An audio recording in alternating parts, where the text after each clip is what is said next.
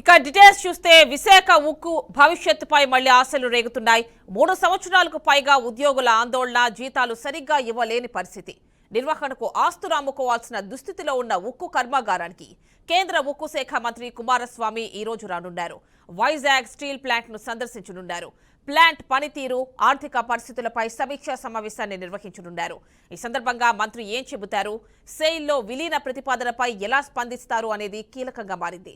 ఇటీవలే AP BJP ఎంపీలు కేంద్ర ఉక్కు మంత్రి కుమారస్వామిని కలిశారు. స్టీల్ ప్లాంట్ పై ఇక్కడి ప్రజల ఆకాంక్షలు, ప్రైవేటీకరణ విషయాన్ని వెనక్కి తీసుకోవాలని ఆయన్ని కోరారు.